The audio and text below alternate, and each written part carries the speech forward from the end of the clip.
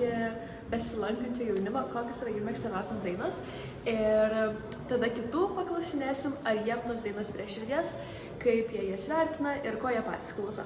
Ir mes išsikėlėm hipotezę su Ema, kad žmonėms nelabai patiks dainos, kurios netitinka jų muzikinio skonio.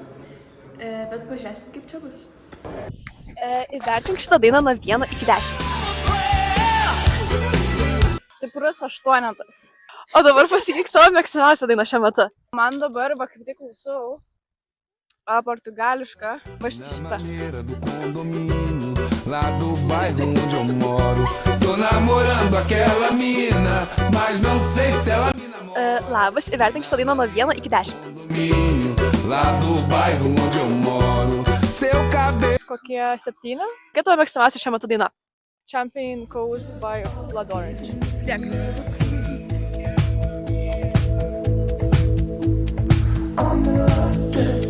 Labas, įvertink šitą dainą nuo 1 iki 10.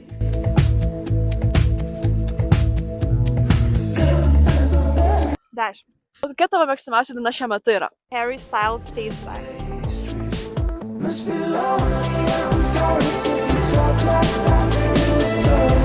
Įvertink šitą dainą nuo 1 iki 10.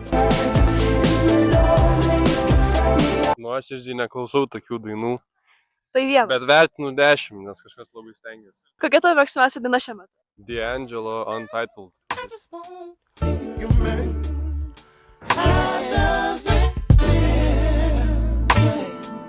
Labas, įvertink šitą dainą nuo 1 iki 10. 9. Kokia tavo mėgstamiausia daina šiuo metu yra? E85.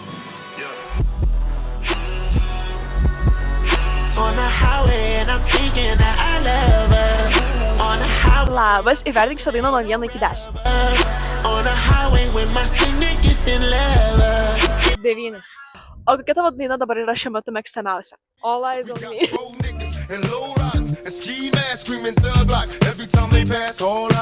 Labas, įvertink šitą dainą nuo 1 iki 10.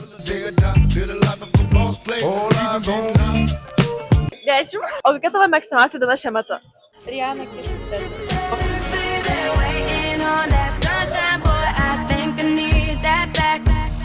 Tai pabaigus mūsų tyrimą sužinojome, kad dauguma apklaustųjų buvo labai atvirų pažiūrų ir linkę priimti naują Arba dėmesį. tiesiog be jokios priežasties nice ir įvertino visas dainas labai gerai, dėl ko mes esame šiek tiek nusivylusios, bet Mums labai patiko atlikti šitą tyrimą, to pačiu gavome ir naują galimybę išbandyti atstūmimo terapiją. Labas, gal galim paklausti vieną klausimą tavęs? Oi, ne. Visą žmonių pasakė ne. Acho que te venho.